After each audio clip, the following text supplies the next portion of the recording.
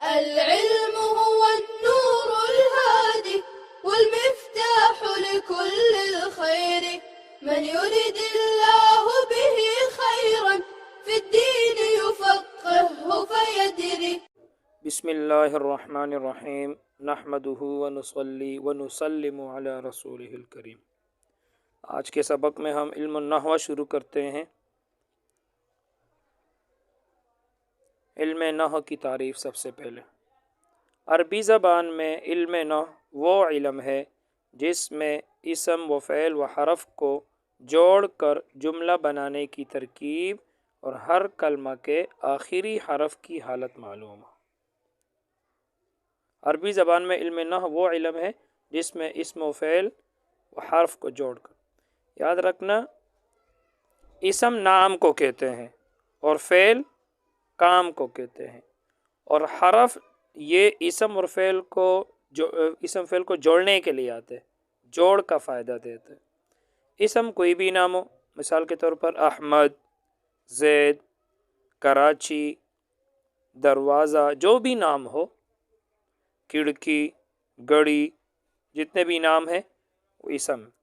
فعل کام کو کہتے ہیں، جیسے کھایا، پیا، مارا، جو بھی کام ہو یہ فعل ہے، اور حرف دونوں کے درمیان جوڑ کے لیے آتے ہیں۔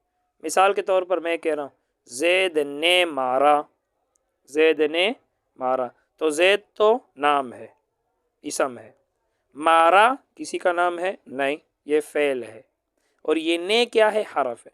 اب اگر آپ یوں کو زید مارا، زید مارا، اور نے کو ہٹاؤ، دیکھو جوڑ ختم ہو جائے گا۔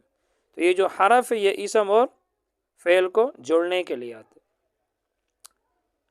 اسی طرح میں کہہ رہا ہوں کہ احمد نے بچے کو مارا ڈنڈے کے ساتھ، احمد نے بچے کو مارا ڈنڈے کے ساتھ، تو احمد تو نام ہے، نے حرف ہے، مارا یہ فعل ہے، بچہ بھی، وہ مارا فعل ہے، ہاں ٹھیک ہے، بچہ اسم ہے، ڈنڈا یہ بھی اسم ہے، اور ساتھ کیا ہے، حرف ہے۔ تو اب اگر ساتھ کو ہٹاؤ تو یہ اسم اور فعل بے جوڑ رہ جائیں گے۔ تو لہٰذا اسم نام کو کہتے ہیں اور فعل کام کو کہتے ہیں۔ تو علم النحو میں یہ اسم، فعل، حرف تینوں کو جوڑ کر، ان تینوں کو جوڑ کر جملہ بنانے کی ترکیب اور ہر کلمہ کے آخری حرف کی حالت معلوم ہوتی ہے۔ کسی بھی حرف کے آخر میں جو زبر آتا ہے یا زیر آتا ہے یا پیش آتا ہے، یہ ویسے نہیں آتا، یہ کسی عامل کی وجہ سے آتا ہے، کسی عامل کی وجہ سے، اور وہ عامل آپ علم النحو کے اندر آپ پڑھ لیں گے۔ بعض عامل ایسے ہوتے ہیں جو جر دیتے ہیں آخر میں، بعض عامل ایسے ہیں جو نصب دیتے ہیں، بعض ایسے ہیں جو رفع دیتے ہیں۔ تو بعض عوامل اسم کے آخر میں زیر دیتے ہیں، کچھ آخر میں پیش دیتے ہیں، کچھ آخر میں زبر دیتے ہیں، تو اس کی وجہ آپ پڑھ لو گے آخر میں۔ تو ہر کلمہ کے آخری حرف کی حالت معلوم ہو۔ مثال کے طور پر میں آپ سے پوچھ رہا ہوں الحمد، آخری حرف کیا ہے، دال، تو اس کے آخر میں پیش کیوں آیا؟ تو آپ جب علم النحو پڑھ لو گے تو آپ کو پتہ چل جائے گا یہ مبتدا ہے، اور مبتدا کے آخر میں پیش آتے ہیں، مبتدا مرفوع ہوتے ہیں۔ اسی طرح میں آپ سے پوچھ رہا ہوں للہ، آخری حرف کون سا ہے، ہا، تو اس کے نیچے زیر کیوں آ رہا ہے؟ تو جب آپ نے یہ علم النحو پڑھ لیا ہوگا تو آپ کو پتہ چل جائے گا کہ اس کے شروع میں لام حرف جر ہے، اور لام حرف جر آخر میں زیر دیتا ہے، تو للہ۔ تو عربی زبان میں علم نحو وہ علم ہے جس میں اسم، فعل، حرف تو تینوں کو جوڑ کر جملہ بنانے کی ترکیب اور ہر کلمہ کے آخری حرف کی حالت معلوم ہو۔ قل اعوذ بربی، یہ با کو زیر کس نے دیا، آخری، تو آپ کو پتہ چل جائے گا کہ اس کے شروع میں با حرف جر ہے۔ الناسی، آخر میں آخری حرف کون سے، سین، تو اس کو زیر کس نے دے دیا؟ تو جب آپ یہ پڑھ لو گے تو آپ کو پتہ چل جائے گا کہ رب مضاف ہے اور الناسی مضاف الیہ ہے، اور مضاف الیہ مجرور ہوتا ہے، تو لہٰذا اس لیے اس کے آخر میں زیر آیا۔ تو عربی زبان میں اسم، فعل، حرف کو جوڑ کر جملہ بنانے کی ترکیب اور ہر کلمہ کے آخری حرف کی حالت معلوم ہو۔ یہ علم نحو کی تعریف آپ نے پڑھ لی۔ اسم نام کو کہتے ہیں، فعل کام کو کہتے ہیں، حرف میں نے آپ کو بتایا دونوں کے جوڑ کے لیے آتے ہیں۔ فائدہ، اس علم کا فائدہ بتا رہے ہیں۔ اس علم کا فائدہ یہ ہے کہ انسان عربی زبان بولنے اور لکھنے میں ہر قسم کی غلطی سے محفوظ رہے۔ جب آپ یہ علم نحو پڑھ لو گے تو عربی زبان کا کوئی بھی جملہ آپ جب لکھو گے یا اس کو بولو گے تو آپ غلطی سے محفوظ رہو گے۔ مثال کے طور پر آپ کو پتہ ہوگا کہ اس لفظ کے آخر میں پیش آئے گا اور اس لفظ کے آخر میں زیر آئے گا، اس لفظ کے آخر میں زبر آئے گا، تو آپ غلطی سے محفوظ رہو گے۔ تو انسان عربی زبان بولنے اور لکھنے میں ہر قسم کی غلطی سے محفوظ رہے۔ مثال کے طور پر دیکھو، زیدن، زید یہ ایک شخص کا نام ہے، دارن یہ گھر کو کہتے ہیں، دخلا اس کا معنی ہے داخل ہوا، فی اس کا معنی ہے میں۔ اب زیدن ایک شخص کا نام ہے، یہ اسم ہے، دار یہ گھر کو کہتے ہیں، یہ بھی اسم ہے، دخلا اس کا معنی ہے وہ داخل ہوا۔ اب یہ فعل ہے، داخل ہوا کسی کا نام تو نہیں ہے، فعل ہے۔ فی اس کا معنی ہے میں، یہ حرف ہے۔ اب یہ جو چار کلمے ہیں، زید ایک، دار دو، دخلا تین، فی چار، یہ جو چار کلمے ہیں ان کی جوڑنے کی ترکیب کیا ہوگی، کیا ترتیب ہوگی؟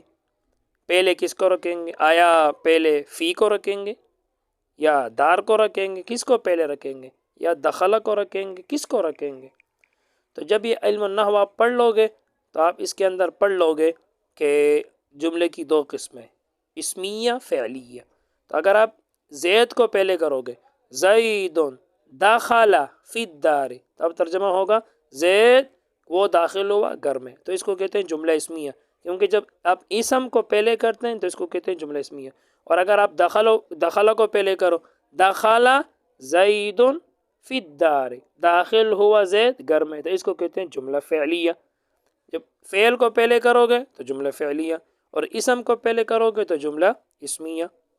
تو آپ جب علم النحو پڑھ لو گے تو آپ کو جملہ بنانے کی ترکیب بھی آئے گی کہ کس لفظ کو پہلے کرنا ہے، کس کو بعد میں کرنا ہے، یہ سارا آپ کو علم النحو سے حاصل ہوگا جب آپ یہ علم پڑھ لو گے۔ تو فائدہ کیا اس علم کا؟ یہ ہے کہ انسان عربی زبان بولنے اور لکھنے میں ہر قسم کی غلطی سے محفوظ رہے۔ جیسے زیدن، دارن، دخل فی، یہ چار کلمے ہیں۔ اب ان چاروں کو ملا کر ایک جملہ بنانا اور اس کو صحیح طور پر ادا کرنا، یہ علم النحو سے سیکھتے ہیں۔ اس کو صحیح طور پر کیسے ادا کرو گے؟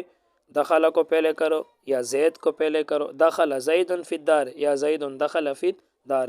تو آگے اس کی آپ مزید باتیں پڑھ لو گے تو انشاءاللہ پھر آپ عربی زبان بولنے اور لکھنے میں ہر قسم کی غلطی سے محفوظ رہو گے۔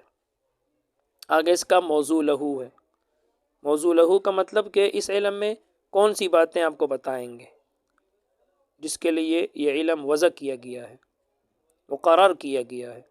تو اس علم کا موضوع کلمہ اور کلام ہے۔ اس کے اندر آپ کو صرف کلمہ اور کلام کے بارے میں بتائیں گے۔ کلمہ ایک لفظ کو کہتے ہیں، جیسے زیدن یہ کلمہ ہے، دارن یہ کلمہ ہے، دخل یہ کلمہ ہے، فی یہ کلمہ ہے۔ یہ سارے ایک ایک الگ الگ یہ کلمے، اور اس ساروں کو جوڑ کر پورا جملہ، اس پورے جملے کو پھر کلام کہتے ہیں۔ مثال کے طور پر زید الگ الگ تو یہ سارے کلمے، زید کلمہ، دار کلمہ، دخل کلمہ، فی کلمہ، لیکن چاروں کا جب آپ نے جوڑ دیا، دخل زید فی الدار، اب اس کو کلام کہتے ہیں۔ تو علم النحو کے اندر آپ کو اس کلمہ اور کلام کے بارے میں ہی بتائیں گے۔